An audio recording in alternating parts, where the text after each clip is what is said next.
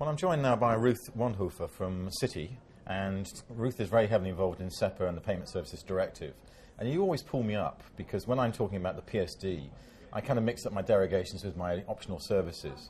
So what is the state of play with the PSD? Yes, I mean the PSD, as you know, is European legislation which is slightly different to the SEPA initiative, because SEPA covers the euro only. It creates a payment system for the euro actually that covers 30 plus 2 countries which are even outside of Europe.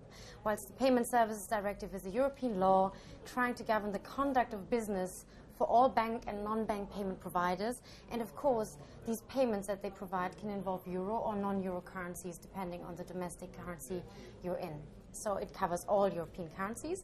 And back to your additional optional services, of course, these are optional scheme features in SEPA, where a community can decide to create a value-add additional optional service that should be still interoperable with the scheme processing rules, whilst, of course, in the PSD, you have, for the same purpose of compromise between Europe, a number of legal derogations that member states can invoke in order to adapt the rules a bit more to their legal environment at a domestic level.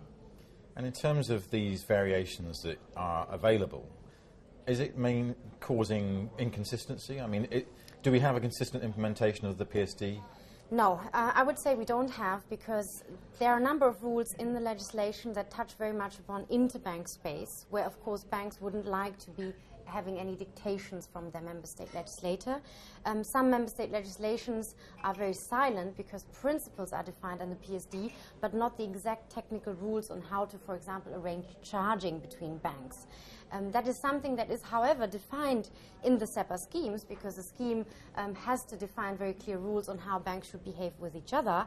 And that means, because the PSD is a legal framework for SEPA, that if you were to just use SEPA instruments and offer SEPA payment schemes as a bank, you would already be PSD compliant.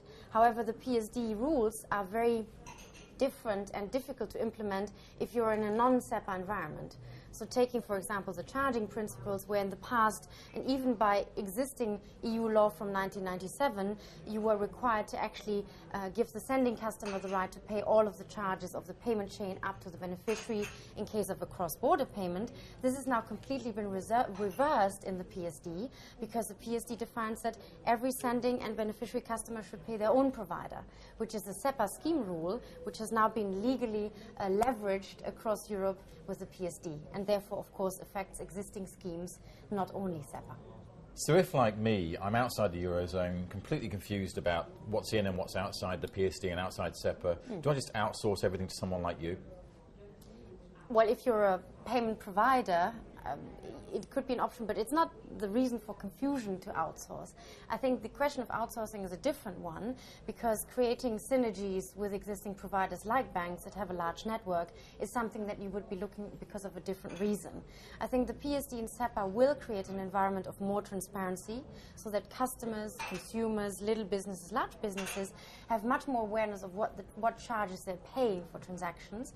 And of course, by including SEPA as a standardized environment between banks, it'll create more pressure on all banks to provide better services, more speedy, with some more value added. Because at the end of the day, if everyone's running on the same platform with the same standard and the same legal principles, you will see which one of them is the more expensive versus the more cheaper provider. Final question, Ruth. Will the end date make a difference? Well, it depends on what the end date will look like. Certainly an end date is needed, and I think what we're looking at the moment in terms of all the explorations of legislators, whether it's the European Commission, the Parliament, the Council, or even the ECB, there's still a bit of an unclarity as to what is actually the objective. If you want to regulate SEPA migration, you have to know what that will mean. And in fact, it means, from a standards layer, that you allow banks to actually move to the modern standard, which is the ISO 20022 with the XML syntax. This is innovation in itself. Once you've moved on to this standard layer, creating interoperability and ways to communicate between the systems, then you come and discuss the scheme. And of course, there are a number of schemes available at the moment, 3, 2 for direct debits, 1 for SEPA credit transfers. But there's no reason why there shouldn't be more schemes that could, in a way, way compete with each other, as long as the customer has the choice of choosing the bank and still using the same standard also for the customer-to-bank connectivity, which of course is the long-run end-to-end SDP implementation goal of the SEPA initiative. Ruth Wandhofer, thank you very much. Thank you very much, Chris.